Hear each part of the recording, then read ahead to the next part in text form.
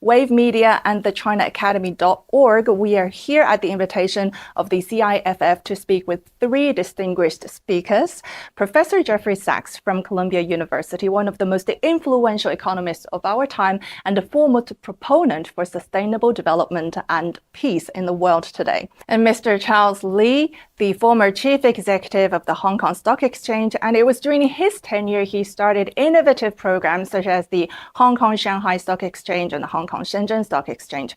And currently, he's the founder and chairman of MicroConnect.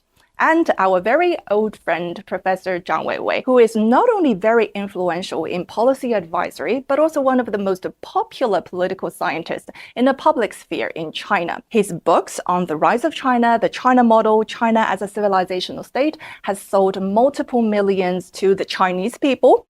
And he also has nearly 20 million followers on social media in China. So here we go, 21st of January today, China time, which is still 20th of January. So we're the first day into Trump's new administration, inauguration day. He has promised so many threats. He has said so many, floated around so many promises. Are we really going to see a shock and awe moment and changes in global geopolitics? Is he really going to end the war in Ukraine within a day, as he said? Or is he going to be mellowed into the institutional bureaucratic inertia and nothing really is going to change? You want the Americans to answer first? Okay, as an American, I'll speak about our new president. I think that we are likely to see some real changes from the Biden period. I do think the Ukraine war is likely to end, and that's a hugely beneficial thing. I think there's actually more likely to be peace in the Middle East and between the US and China than was true of the Biden administration. Trump believes in going it alone, but he's not especially warlike. He doesn't like international rules. He doesn't like the UN. He has pulled out the first day, the U.S. from the Paris Climate Agreement and from the World Health Organization. This is part of the Trump idea that any global rules are a constraint on American freedom and sovereignty. I don't agree with this. I think countries agree together to do things for a reason because it's mutually beneficial. But in the Trump ideology, agreements with other countries is just a constraint on your own action. So he believes in unilateralism, but he doesn't especially believe in war. In fact, I think on balance, he will avoid war even more than Biden did. Biden represented the mainstream military-industrial complex of the United States.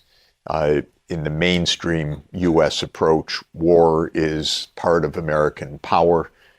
For Trump, I think tariffs, threats, embargoes, isolation, other things are more the arsenal that he likes.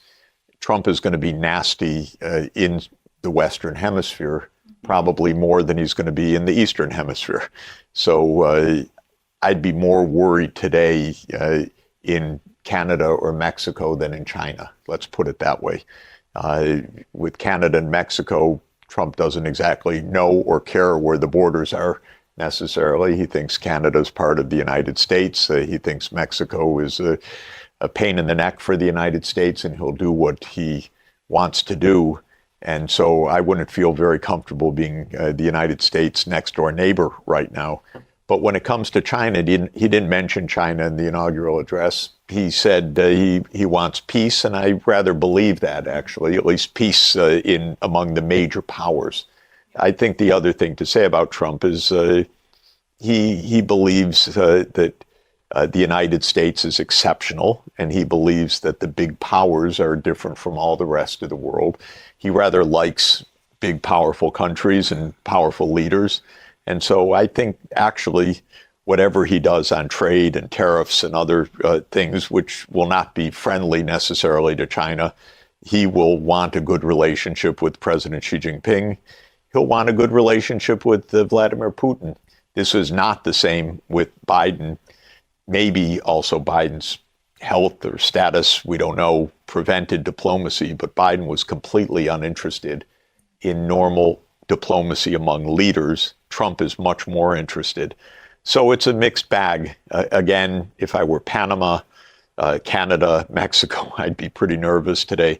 But being in China and in Hong Kong, I think it's a pretty benign start.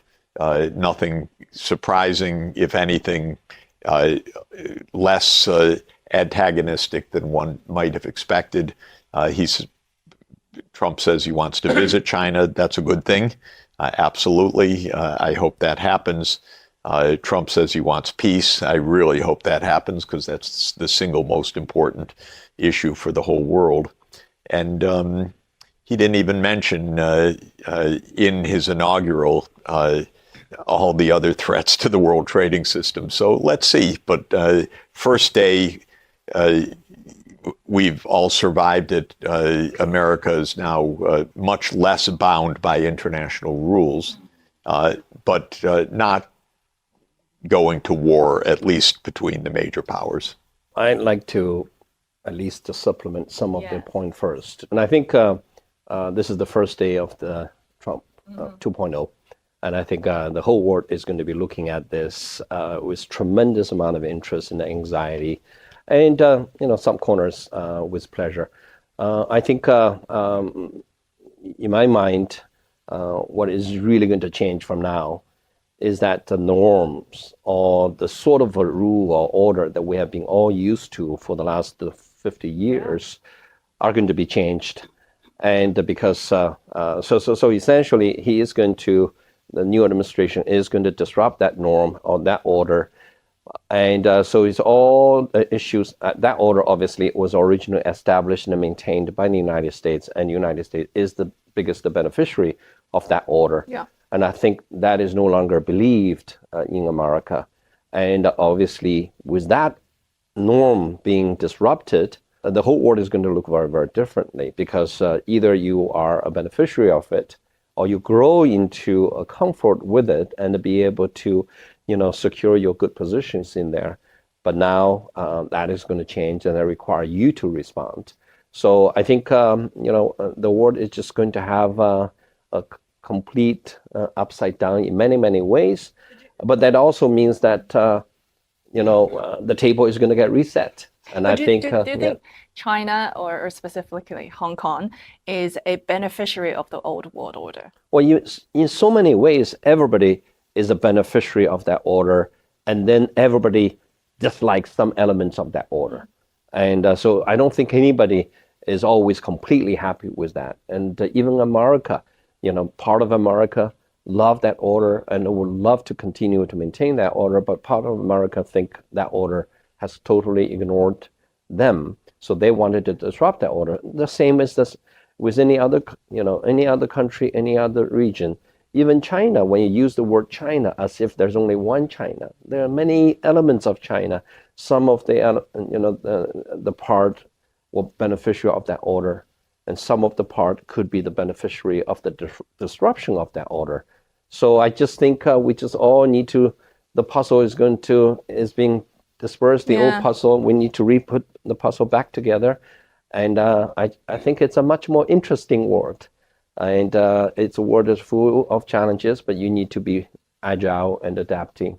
And it is not a world that you can just, like the old one, that you can stay there. And so a lot of things could change. Professor Zhang. And it reminds me of the allegedly very famous remark made by Henry Kissinger. It's dangerous to be the enemy of the United States, but it's fatal to be the ally of the United States. And when I look at this situation, as you mentioned, Canada, Denmark, and Greenland, whatever, this remark comes to my mind. And indeed, I think China can most probably play some very important role, because China is already the largest trading partner with over 140 countries. If really Donald Trump and his America decide to withdraw from globalization, we will carry on globalization, new style. We are in this position, de facto the largest economy by purchasing power parity. since a decade. So the world will become different. Yeah, but China is perhaps slightly more ready than many other countries to cope with Donald Trump. Let me ask you something very specifically and see how it is received in Hong Kong and over in the West. Just before the inauguration, a couple of weeks ago, actually, end of 2024, China launched the two sixth-generation fighter jets, and an amphibian vessel, and another drone carrier, all within a week. Do you think that message is well received? I mean, well, with quote unquote, well received by the Trump administration. Was it necessary for the sake of world peace to show your muscle at that particular time? I don't think that it makes much difference whether it's 2 weeks before or 2 weeks after. The basic point is we have three military superpowers armed to the teeth. And you could add India also as a major nuclear power that is also not so powerful in the conventional arms, but significant globally. None of these three powers can defeat the other, even conceptually, other than through world self-annihilation. In other words, the only threat that China faces from the United States is tantamount to a full nuclear war. The only threat that the United States faces from China is tantamount to a full nuclear war. The United States could not defeat Russia. Russia could not defeat the United States. Given all of this, the fact of the matter is we're actually secure, the major powers, if we don't blow up the world. The only risk to the major powers is world destruction. So if we stay out of each other's lane a bit, keep space between each other, don't provoke each other, the world actually is stable. The problem of the last 30 years was that the United States didn't know that there were two other superpowers whose lanes they kept crossing. So the United States thought Russia was a pushover, nothing to worry about. If we want to expand NATO to Ukraine, nothing Russia can do. If we want to expand NATO to the Caucasus region, nothing to do. If we want to expand NATO to Central Asia, nothing Russia can do. Well, the Ukraine war resulted from that kind of thinking, and it proved that the United States cannot beat Russia in its own neighborhood with conventional arms, and that any attempt to escalate, Russia would escalate, and we'd be on the way to world destruction. So the United States, I think, learned a lesson from this. Well, let me put it this way. The United States should learn a lesson from this, which is that its own behavior was obnoxious, provocative, and dangerous. The question is, did the United States learn the same lesson vis-a-vis China? Because there obviously are two provocations by the U.S. in China. One is Taiwan, and the other is the South China Sea. And if the United States is halfway sensible, it will say, we're not going to disturb you in your own neighborhood. This is your own business. And if the U.S. does that, there will be peace, there will be normal relations, there will be mutual security. If the United States says, well, we can do what we want, or it's worth provoking China, there will be disaster. Trump is probably a little bit less likely to provoke China than Biden was. Biden's administration was really incompetent, and they were rude to China, did not engage in diplomacy with China.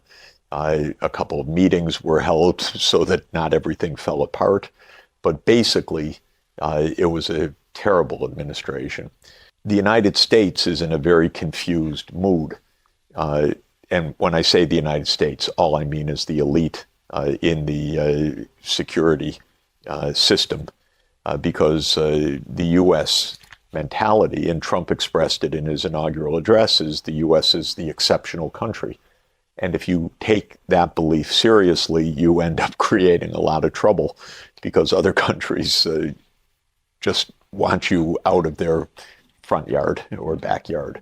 And so whether Trump gets that and uses restraint, that's the major test of his presidency, actually. A smart president is one who exercises restraint in the mutual interest of the major powers. A stupid president is one who provokes the other major powers. And so this is Trump's single biggest challenge because the world's fate depends on this kind of challenge.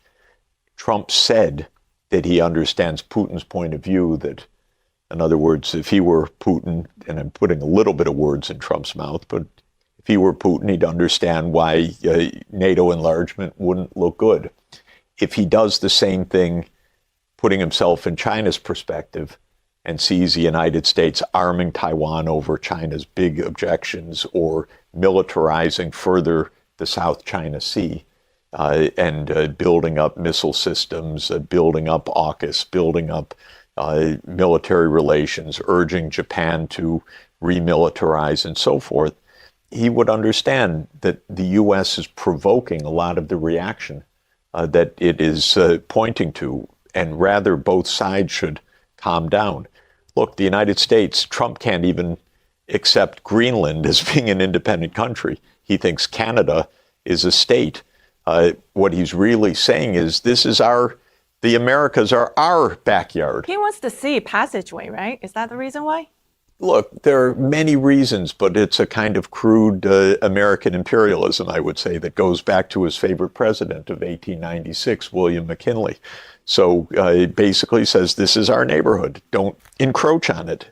Now, the point I'm making is not that it's right to threaten Mexico or Canada, but if Trump uses the same logic just a little bit and understands China's point of view about America's actions, he would then adopt a more restrained point of view.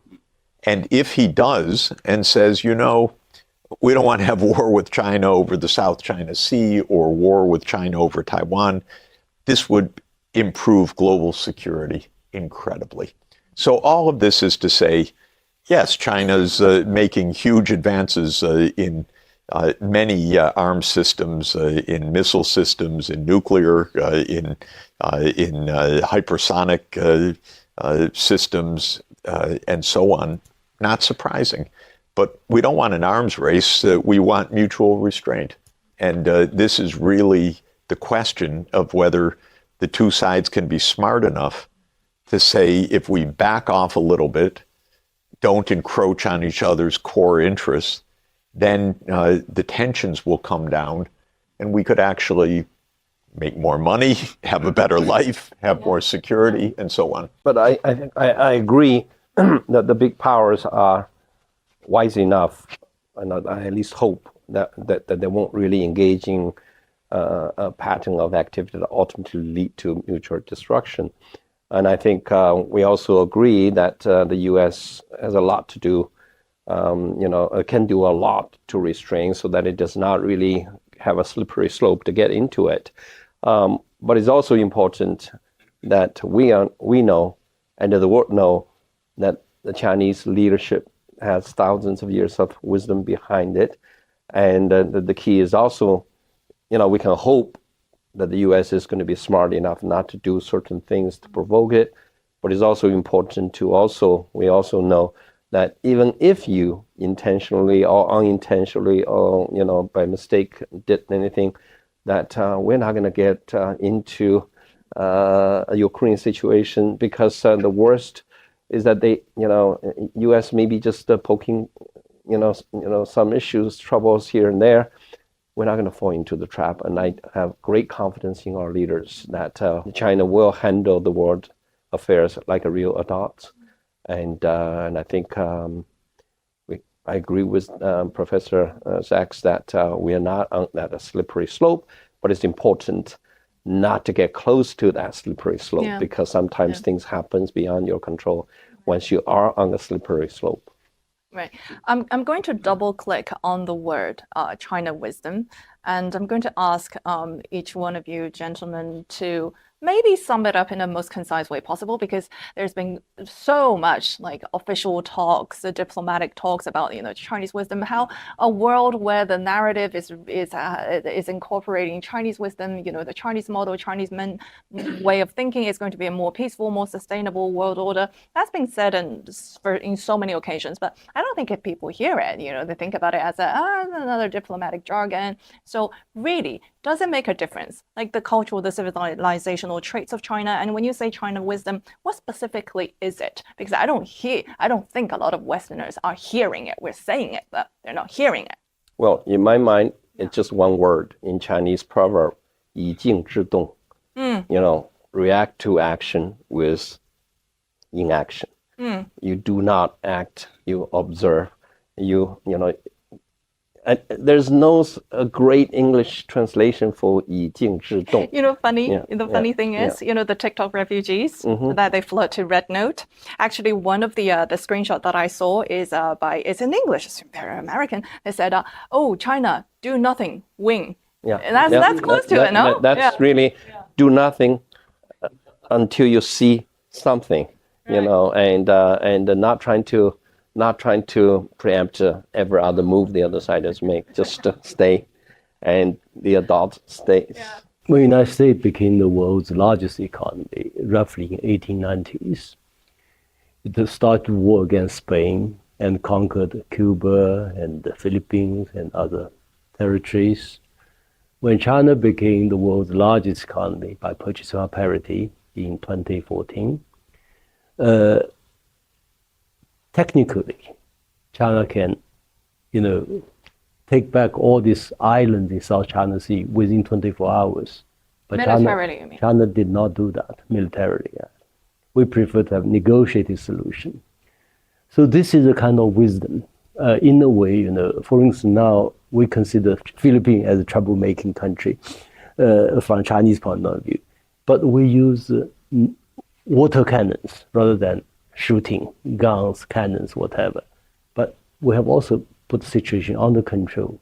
As a result, we have this whole friendship, unity, and prosperity with ASEAN. Because Philippines behavior, whatever, is not that even welcome within ASEAN. And the Chinese way to handle it is also well received in ASEAN. So this is one way to see how we can do these things with this kind of tough and hot issues. If we use wisdom with Philippines, politics goes ups and downs, you have slightly longer vision. That's a key difference between China and the United States in terms of this world outlook, international relations. For the United States, it's a friend or foe, either with us or against us. For Chinese, you see, Chinese wisdom is friend or potential friend. You have a longer vision. One thing I do not agree with Professor Zhang is that Professor Zhang liked to go back saying that China is already number one from a purchasing power perspective. Right. I don't know why we wanted to do that. And it's a technical explanation of some economic rules that could potentially put China number one. I don't think China wanted to be number one. Why do we want to be number one? Because there's a responsibility coming, from being number one. And that itself is not terribly Chinese. Chinese, we wanted to be number two, number three. It's okay. We don't need to be number one. We just mind our own business and do our things right and help ourselves help the world and be a responsible neighbor. And we don't need to be the cop and the big boy on the block and telling other people what to do. We just want to be left alone. No, the point is, especially in the field of geopolitics, if you underestimate your own power, your own strength, could also create serious problems. You can overestimate yourself, but you don't tell everybody about it. In fact, In fact, when this last governor of Hong Kong launched his so-called political reform in Hong Kong, he thought China's economic size is smaller than UK. Because by this, US dollar-based calculation, it was. So at that time, now Russia made a huge lesson. It said, United States treated Russia as if its economy the size of Spain. So it pushed this whatever expansion of NATO and even at risk of war. So Putin today only mentioned purchasing power parity. Russia is the largest economy in Europe, larger than Germany. Because I believe, saying you're number one, both create external anxiety and creating unnecessary internal stress. Because if we all believe we are number one, we become cocky, we become arrogant. The Chinese are not that. And if you think your opponents or the rest of the world think you're number one, and then they are going to become more demanding and more challenging and more anxiety, greater anxiety, because I think that you're coming to potentially change the world. And I'm very happy, at least in my life, I'm very happy always to be number two, number three, never one. So I want Professor Sachs sitting in the middle, and we are surrounding you and paying deference to you. But do you think that some level of confidence or cockiness is necessary for China now? I mean, I don't know. I mean, I hear things left, right, and center that I get confused as well. Is the Chinese economy still strong, going strong, or is the Chinese economy hitting some sort of or going off some sort of a peak with the real estate market is down, the stock market is down, the consumer confidence is down? I mean, which way is it? I don't know. China has a very strong economy, and it's going to continue to be even stronger in the future. And the basic reason is that China is technologically dynamic, and it is already at the forefront of a large number of technologies that are the key technologies for the next 30 years. Electric vehicles, zero carbon energy systems, fourth generation nuclear, of course, battery supply chains, hydrogen economy, advanced shipping, 5.5G. These are the technologies that the world needs to make the energy transformation, to make the digital transformation. And China is very strong and very dynamic also in those technologies. And the manufacturing ecosystem, especially where we are in the Greater Bay Area, is absolutely extraordinary. I would say unique in the world. So, what's said in the media day to day, well, that's day to day news, but China, like any large economy, has ups and downs and quarters that are bad or quarters that are good, and the COVID was a disruption and so forth. But you have to look at the fundamentals, and the fundamentals are very, very strong. And that's very good, because not only is it good for China, it's good for the world. I do want to come back to this question about China's statecraft. And just to say, of course, we can theorize, but I would point to two historical facts that I think are positive and important. First, China hasn't been in any war for more than 40 years. This is extraordinary. The U.S. has been at war basically every day for the last 40 years, and usually in a number of places. China had a 1-month war with Vietnam in 1979, and since then. And that kind of long peace is, I think, the best evidence we have about China's statecraft right now. There's another historical piece of evidence that I personally believe in, though it's argued and debated among historians and scholars, and that is there was a long, long period of several hundred years, basically 500 years, of what has been called the Confucian peace in the region of China, Korea, Japan, and Vietnam, lasting really from the beginning of the Ming Dynasty until the British invasion of China in 1839 in the First Opium War. And so this long period almost had no war at all. Now, China was undoubtedly then, whether it's PPP or market prices, though the concept didn't exist of GDP, it was by far the dominant power. But China didn't invade Japan. China never in its history invaded Japan, except when the Mongols were briefly running things from in 1274 and 1281. Other than that, for 700 years, it was never an invasion from China to Japan. China never invaded Korea in its history, as far as I know. China invaded Vietnam, yes, 6 centuries ago, in 1410 or so. So this is a long, long piece. And I think that is part of China's statecraft.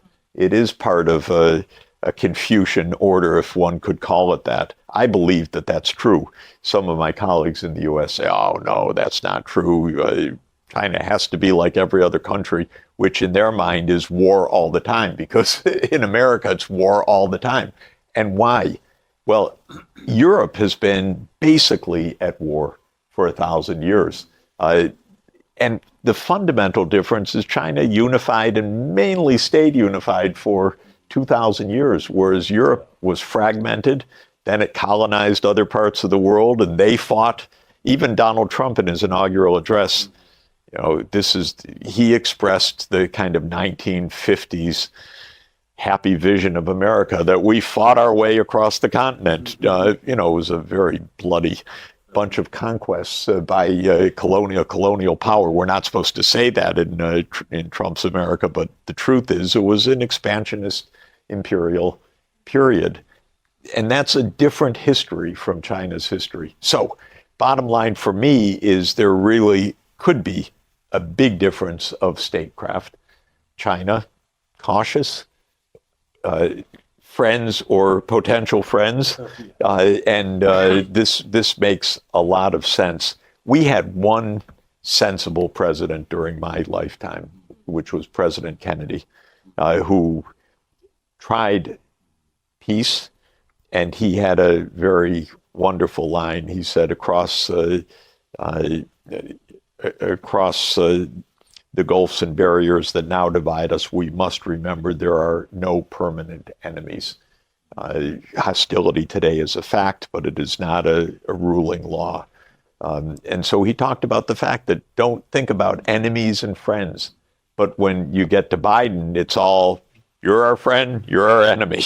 And that's the mentality that's so dangerous. Can I move on to something that perhaps compared to the history, the philosophies that we're talking about, perhaps a little bit trivial, but we've been collecting questions online and from our network of friends and media. We received like hundreds of them, but one specifically that kept popping up is about TikTok. Yeah. And it's very topical. And I know in the inauguration speech, he didn't mention it, Trump didn't mention it, but he had like a reality show style, sort of like a meet the press Q&A throughout the day. And listening on some of it. And the major part about China is about TikTok, about ByteDance. And I suppose it's worthwhile discussing because it potentially sets an example of many of the economic wars and the commercial wars to be fought between China and the US in the coming, and potentially in Hong Kong too, because Hong Kong sits in between the international financial order and the market and the mainland. So what is your expectation on what's going to happen? I mean, he called off the ban for 90 days and he says, you're going to make money in the US and we're going to own a part of it. Is China going to give it up? I mean, where do we stand on this? A lot of people are asking. I think there's clearly a dichotomy between what TikTok is being perceived and dealt with politically, and what has really in TikTok being perceived and used in reality.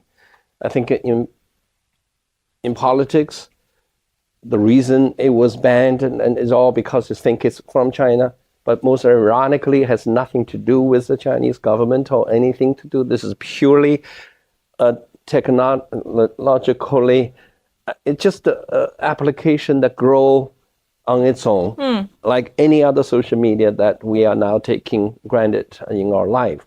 It has really nothing to do, it's the most detached from reality is to think somehow TikTok is part of the instrument of China. And but that precisely, it is not that, but the government, the U.S. political system somehow take that into something that is completely is not. And then using that as a basis to actually take that decision, even forcing China, if the government actually indeed, or the China indeed did that, you could say that you could negotiate with China. The Chinese government or the state has nothing to do with the rising of that. And then in reality, it is probably the most widely used Chinese product ever in history, globally, and in America. It is that economy, that the political action taken, which has no real political solution to it, is creating a dramatic and completely unanticipated, underestimated reaction from your own population. Is that as big a deal? One of the most remarkable parts of this is that everyday Americans are dealing with everyday Chinese directly through a red note. That never happened before. And so, as a professor, I'm always interested in my students, knowing Chinese students and so on. But suddenly, this is at a scale of tens of millions of people that nobody told them make the connection. They're making the connection on their own, and they're saying, "We're friends. What are they doing up there, dividing us?" So it's actually showing off your cat. Yeah, it's actually extremely interesting and a positive phenomenon. What's happened in the last couple of weeks. If they had done it, most of the people probably never thought this is a Chinese product. Exactly. Yeah, because the name itself has nothing to do with China, right? Yeah. For one thing, it shows, how detached from their own people, these American politicians, lawmakers, and detached from the Chinese people, from other peoples. This is a problem, And if, as Donald Trump said, it would be happy to have, a joint venture with 50% ownership. My understanding is it's about 50% ownership of TikTok America, not TikTok Global. And then it's a matter of negotiation with ByteDance, the parent company of TikTok. And then it had to do with whether there'll be a transfer of technology, had to do with algorithm, etc. But then there'll have to be approval from the Chinese government. There's a Chinese law prohibiting that, no? Yeah, there is a very clear-cut regulations on that, restricted technologies. And then if there is a negotiations between certain American companies and say Downspite, whatever, what will be the shareholding structure? My own guess is ByteDance will have a golden share to have the final say. So whatever percentage... The American money can come in, you can write it on and make the money you want and from the capital investment point of view, but executive decision, we are not letting it go. Anyway, it will be a negotiation between companies. On certain matters, there will be approval of the Chinese government. So this, in other words, the ByteDance will have the final say, or the Chinese will have the final say, not the American government, American presidency. It's a matter of... I really disagree, because you're saying that you potentially could influence the American decision, that the government of China is going. I don't. Why you say that? Don't tell them Professor that the John, because that's not the case. That's really, I don't know. Anybody knows what's going to happen ultimately. Yeah. This is the first time political decision hit the rubber of the road with the popular, real popular sentiment that has nothing to do with politics. It's every day spending hours onto something. We all do that. It's just part of life now. And out of certain, that is being brought into the political arena. All the political issues are being put into ordinary people's side. And that eventually going to find the right balance of resolving it, in terms of who buy what, who do that. That's all technicality in the end. But this is the first time we see a big geopolitical level decision is coming directly into a conflict with ordinary people's lives. And I don't know how it's going to come out, but if I have to bet, I always say popular people's sentiment ultimately will prevail, particularly in a democracy, particularly in electoral democracy like in the United States. Right? They will figure out a solution that ultimately allow the coexistence of some political consideration, at the same time allow the people to carry on with their lives, including using whatever they like to use in social media. I think it is good to understand all the various motives in the U.S. side, because it's a big range. One is there is definitely a paranoid view in the U.S. that anything Chinese is a threat to U.S. security. So we shouldn't underestimate a group in the Congress, for example, of the U.S. that just takes the view, of course, this is the Chinese government spying on us, and so on. So that's one real point, but not necessarily the only or even dominant point. A second is that a lot of our social media in the U.S.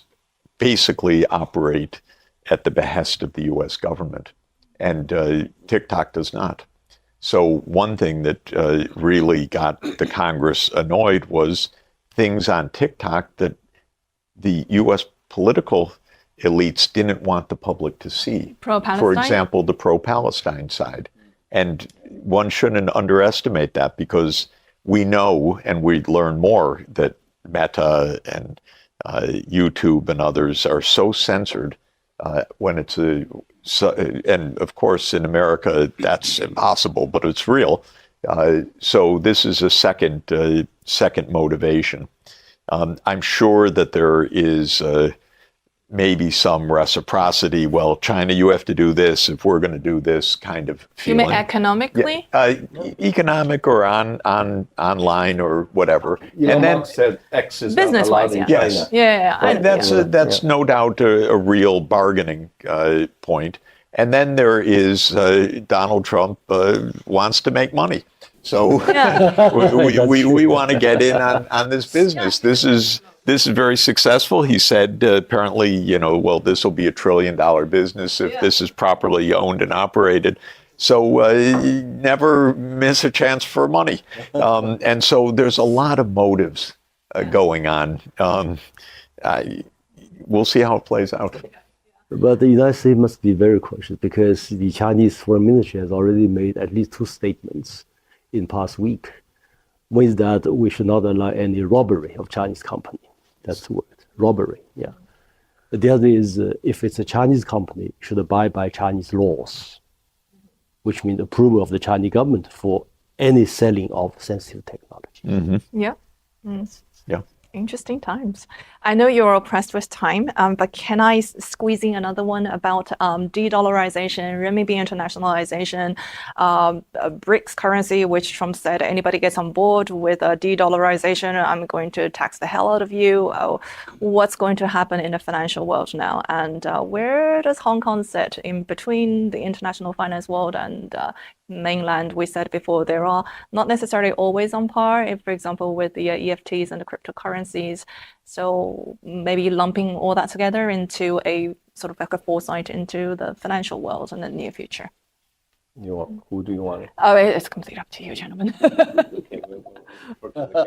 I'll start, but you guys are the experts of what's going to happen here. My own view is that China should internationalize the renminbi. Because relying overwhelmingly on U.S. dollar transactions is not sensible at this point. It's too risky. It is too much vulnerable to U.S. official intervention and meddling. Russia had $300 billion of reserves seized just by a stroke of the pen, and I can tell you the mentality in Washington and in London and in Brussels is we take what we want and we steal it as we want. And they really act in that way. If I were the BRICS countries, I would say that's fine and good what the U.S. wants to do, but there are many ways to settle an international transaction. and doesn't have to be dollar-based through the SWIFT system. So my own prediction is that 10 years from now, we have a very different international settlement system in which the renminbi and perhaps some other currencies are playing a larger role. But not crypto. I don't think crypto is either. I don't see it having any value at all. And I see it having a negative value relative to central bank digital currencies. Because a currency, yes, you could give a license to somebody to counterfeit money. Why do you give a license to someone to print money instead of the government? If you want monetary control, which I believe in, if you want a banking system that is stable with a central bank that stands behind it, why have crypto? Crypto is just an invitation, from my point of view, to trouble or arbitrary redistribution of wealth that makes no sense. And as someone who holds dollars, I don't love Bitcoin edging in and saying, well, we have $2 trillion of wealth. Well, where did you come from? Out of the blue. You didn't make anything. All you did was pump more CO2 into the atmosphere. You wasted a huge amount of computer time. You added nothing of value to the world real economy, nothing. So where did that wealth come from? Well, evidently it came from the rest of us.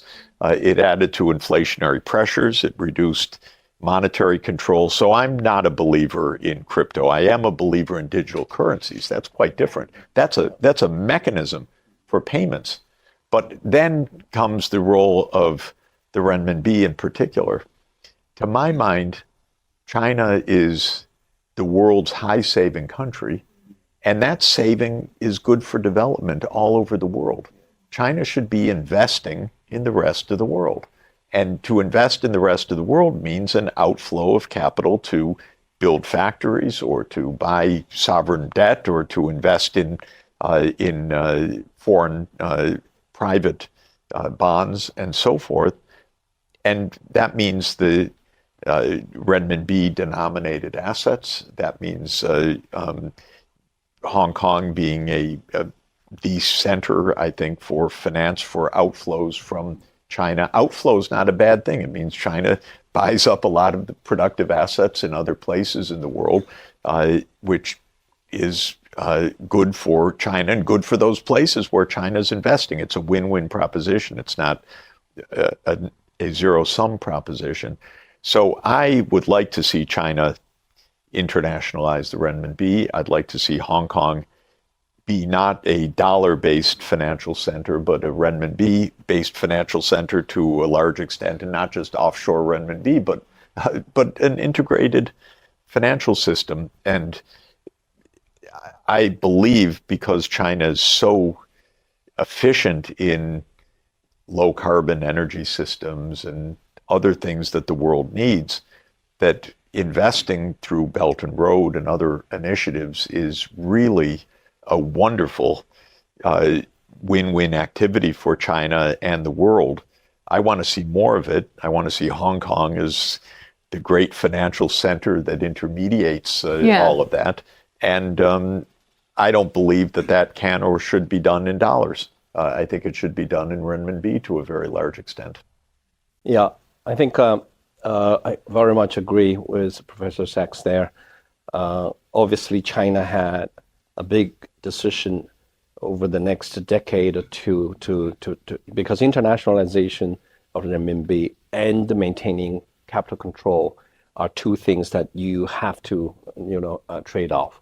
And, so I think in the next 2 decades, the trade-off is something you can't really do internationalization of renminbi to its full extent without, with capital control. But there are a lot of strategic benefit that China still think is important to China of maintaining a certain level of that. So let's assume that the current status of capital control or of free convertibility is not going to be, happening right away in the foreseeable future. And Hong Kong's role is actually becoming extraordinarily important. Yeah. And Hong Kong could become that, let's call that currency triangle. That essentially is the 3 legs of that triangle. and so that we are able to find a way to internationalize renminbi as much as possible while living with capital control. So that triangle, the first leg, bring the world to Chinese capital inside China through the southbound, of Stock Connect, so that we can bring energy and large energy and resource companies, particularly sovereignly owned companies like Saudi Aramco and others, where the Chinese are the biggest customer of their energy and resources, and essentially bring them to Hong Kong and allow the Chinese domestic investors to invest through southbound without breaking capital control, but in large style, so that Chinese can become we are the customer of their energy, but if we can also be the equity holders of their energy player. So that's a natural hedge. You have rising crude prices, our customers suffers, but our shareholder benefit, and vice versa. Meanwhile, we buy that equity in renminbi, and then the sovereign of all those countries taking the renminbi, and what they can do is immediately buy into Chinese sovereign bond, so that they become China's creditors rather than us always become creditors of the West, particularly the US. So that big leg, bring the world to Hong Kong with Chinese money, not having to leave China. The second leg of that currency triangle is really bring the world to Hong Kong, or bring the capital, Chinese capital that is in Hong Kong, taking them to the world. Because today, China needs to, begin to invest in other countries, begin to move into other markets, begin to, export its manufacturing capacity and many other things to the world, going in different places so that it does not becoming, being held a hostage of the trade war. So I think going with Chinese players, creating an international expansion, but bring that capital market operation in renminbi in Hong Kong. The third leg of that triangle is to bring the real economy into the digital currency, not crypto, digital currency, into, what I'm doing is really a new exchange, is a cash flow driven exchange, but completely handled in a digital platform, so that we are able to bring finance from a PE multiple-based future speculative sentiment-driven market that drive everybody obsessive about sentiment into a cash flow, discounted cash flow driven, bring finance, bring Wall Street back to its basics. So through digitalization and essentially using revenue-based financing, RBF, rather than traditional equity and debt. And that will fundamentally change the way currency is deployed. And we do no longer have to rely on everybody believing in something. That's why stock trading higher. Rather than, if we can't see the future clearly, let's look at a much shorter future, which is really a limited window, discounted cash flow driven digital financing that really allow all sorts of little guys using little revenue streams as underlines of financing, financial transaction, so that we no longer have to only invest in stocks, which are the only 40,000 companies in the world that are traded in the global exchanges. So essentially, hundreds of trillions of dollars are trading literally only tens of thousands of underlines. And, we are all looking at behind us. If there's a big line behind me buying the stock, I will buy 20 times So it's all PE. speculation. It's all speculation. Yeah. Now we find nobody's behind me. That's why everybody's running out of the market. Is that also Chinese wisdom in terms of how it materializes in the economic sense? That I just add one example to support their views. Yes. That is, at this particular moment, Chinese companies are going abroad in largest, massive scale. So Hong Kong can play a very important role in providing legal and financial services. Having said that, I want to come to another point that has to do with a view presented by your friend, former Greek financial minister Yanis. He said, because of this digital currency, payment system, and big data, etc., China and the United States now represent two approaches, very different, which may represent two different worlds in the future. He said one is represented by SWIFT, which is a highway full of holes, yet many people still using it, full of traffic. Another represented by Chinese payment system and Chinese digital currency, which is a super new highway, not very much used yet. Then came to this red note, 小红书, because red note is just one app. Actually, TikTok, Temu, Shein, etc. are very popular in the United States, in many other countries. Behind this is Chinese technology, not only algorithm, but also in terms of how to organize production, supply chain, industrial chain, manufacturing power, and also other powers. In theory, this new TikTok refugees and what they represent may all shift to Chinese market, use Chinese currency. So let's do it this digital way. It's one way to internationalize the Chinese currency, and then it's also another new way of payment as a way to get out of the current troubles, whatever. And just to add to this, very much, a lot of the Chinese companies are using open source platforms, and much more than in the United States, where there's a lot of proprietary thinking. But China is building open source, and it's bringing more and more players from all over the world to this shared open source standard.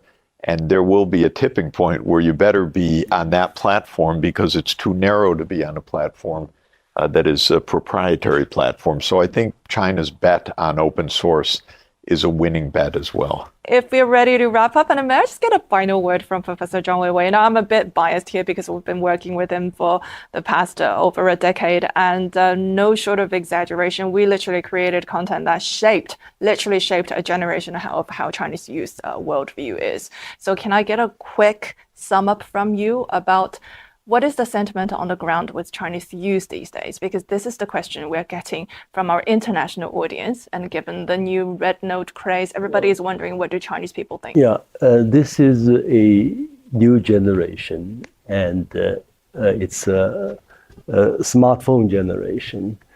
And I would say, compared with the previous generations, born in 50s, 60s, 70s, 80s, this Z generation is by far most self-confident generation. And so this is also the reason why when they have this communications, exchange of views in this red note with their American counterparts, they feel no barrier. They talk from their mind freely and I think this is very good, very positive for China. And indeed, I had the slight different views on this with Charles. That is, I mentioned why we should be a bit more self-confident. In a way, as I said, this football, the basketball player Yao Ming of this height. I said, when China is already this high, this tall, you cannot hide yourself. If you look at CIA's whatever website, it's about Chinese economy, always purchasing power parity. The CIA, which said it's number one economy for 1 decade. Yeah, so in their whatever strategic planning, that's why there's so much worry China is beating us. Same with this latest ASPI report from Australia. We said out of the 64 critical technology, China is leading the United States in 57. And what's more important is, even a few years ago, it's only China led the United States perhaps in 5, 6, 7 areas. But this 50-something became reality in the last 5 years when the tech war and trade war started, since 2018, 2019. So that's why, when the trade war, tech war broke out, I made an open comment in China television. I said we should give an award to Donald Trump.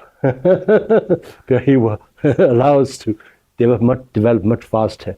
It's nicknamed Nation Builder. I want to make sure that I'm not disagreeing with, So essentially, I believe that you need to be strategically arrogant, but tactically humble. That's what I do. All you need to think, confidently. You need to act humbly. Or you need to believe in confidence, but you act in humbleness. Because once you get flipped this around, you're not going to win. But if you don't have the confidence, you're not going to win. But if you act, excessively confidently, you're not going to win. So I just think strategically arrogant, we absolutely believe in ourselves, but technically we act humbly because we don't want anybody else to take the wrong way. We want everybody to work with us rather than everybody getting alarmed and start to become obstacles. Let me come out for humble, that we need mutual humility on all sides. The world's very complicated. We have a lot of hard work to do together to solve global problems.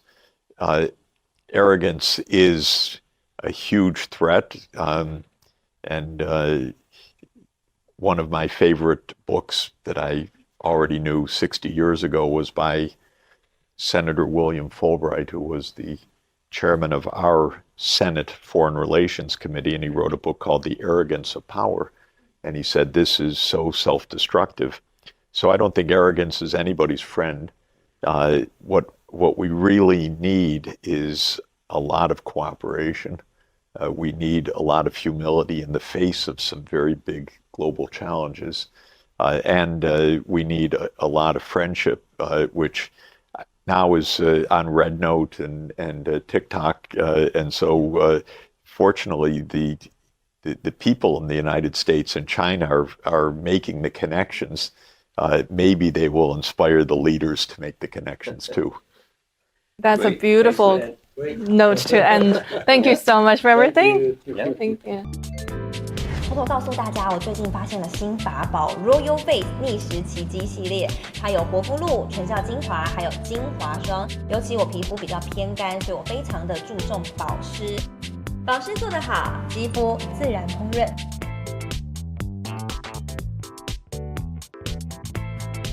提亮肤色更年轻，抚平皱纹超有感，而且气色变好。用心保养，每天都更美一点。